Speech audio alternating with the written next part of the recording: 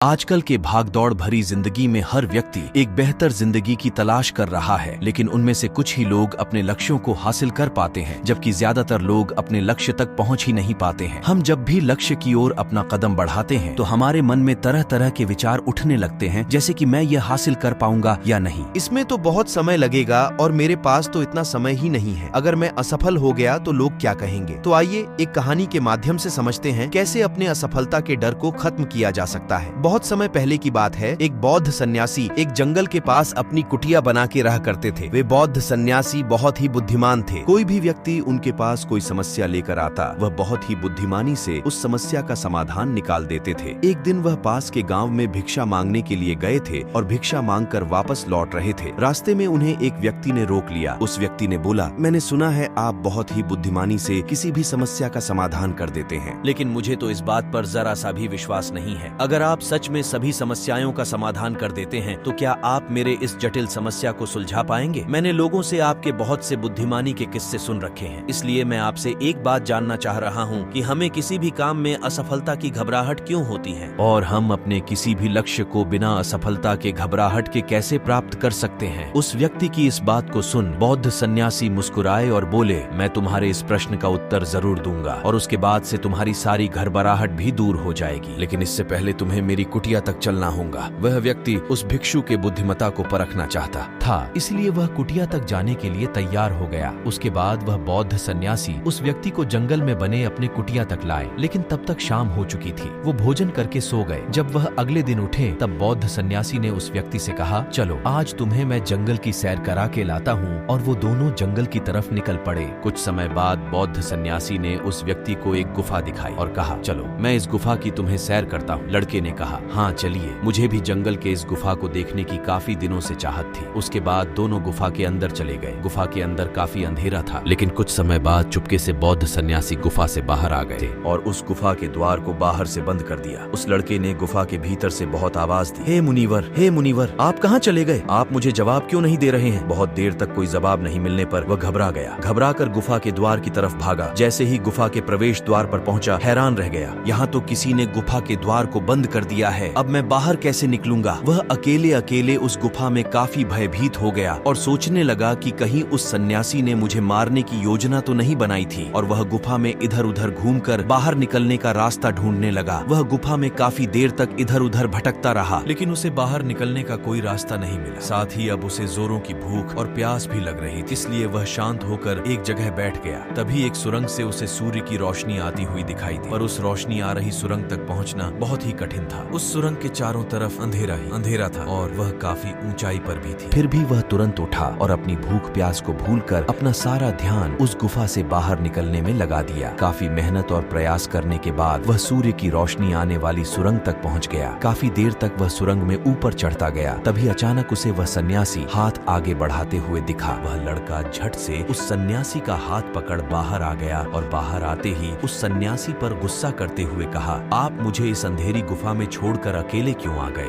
आपको पता है मैं कितना भयभीत हो गया हूँ, मुझे कितने जोरों की प्यास लगी है। उस सन्यासी ने मुस्कुराते हुए उसे पानी दिए और बोले, तुम मेरी बातों को ध्यान से सुनना। तुम उस गुफा से बाहर सिर्फ दो कारणों से निकल पाए हो। पहला कारण तुम्हें जोरों की भूख और प्यास लगी थी, और दूसरा कारण तुम्हें वहाँ घुटन महसूस हो रही थी, क्योंकि तुम्हें अपने दोस्तों और परिवार वालों के साथ रहने की आदत पड़ गई है। इसके अलावा और दो मुख्य कारण हैं जिसके कारण तुम इस गुफा से बाहर निकल पाए हो। पहला कारण, तुम्हारे साथ वहाँ कहने के लिए कोई नहीं था कि इतने अंधेरे में इतनी ऊंचाई पर तुम उस सुरंग तक कैसे पहुँचोगे, ये तो असंभव है। दूसरा कारण, वहाँ कोई ये कहने वाला नहीं था कि चलो दूसरा रास्ता देखते हैं, इससे भी आसान रास्ता मिल जाएगा और हम आसानी से इस गुफा से बाहर निकल जाएंगे। सफलता प्राप्त करने का नियम भी कुछ ऐसा ही है। सफलता प्राप्त कैसे कर सकते हैं, इसे समझाने के लिए मैंने एक छोटी सी दुनिया बनाकर दिखाई है, और वास्तव में सफलता प्राप्त करना इससे भी जटिल है। जब आप किसी लक्ष्य को पूरा करने जाते हैं तो सलाह देने के लिए बहुत से फालतू लोग मिल जाते हैं जो खुद तो कुछ कर नहीं पाए और हमें ज्ञान देते हैं, ये मत करो, वो मत करो, तुमसे ये ना हो पाएगा, इससे अच्छा तो तुम वो काम कर लो। ऐसे ही वो हमारे दिमाग को भटका कर चले जाते हैं और हमें खुद पर संदेह होने लगता है। हमारा आत्मविश्वास डगमगा जाता है। सफलता न मिलने का एक कारण ये भी है, सफलता पाने की प्रक्रिया थोड़ी लंबी होती है और हमारा मन घंटों घंटों में बदल जाता है, तो लक्ष्य को प्राप्त करने में सालों साल लग जाता है। ऐसे में हमारा मन कैसे नहीं बदलेगा? जब हमारा मन बदल जाता है तो हम उस रास्ते को छोड़ अलग अलग रास्ते अपनाने लगते हैं। परेशानियां हमें तभी दिखती हैं जब हमारा ध्यान हमारे लक्ष्य पर नहीं होता है। अगर सफलता हासिल करनी है तो अपना सारा ध्यान अपने लक्ष्य पर टिकाए रहो। मुनिवर की इन बातों को सुनकर उस व्यक्ति की आंखें खुल गईं और बोला, आप सच में बहुत बुद्धिमान हैं और मैं आपसे वादा करता हूँ मैं आपके इन बताई बातों को अपने जीवन में जरूर अपनाऊंगा। दोस्तों, वीडियो से जरूर कुछ सीखने को मिला होगा। वीडियो कैसी लगी कमेंट करें और अपने दोस्तों को शेयर करें। साथ ही वीडियो को लाइक करें। धन्यवाद।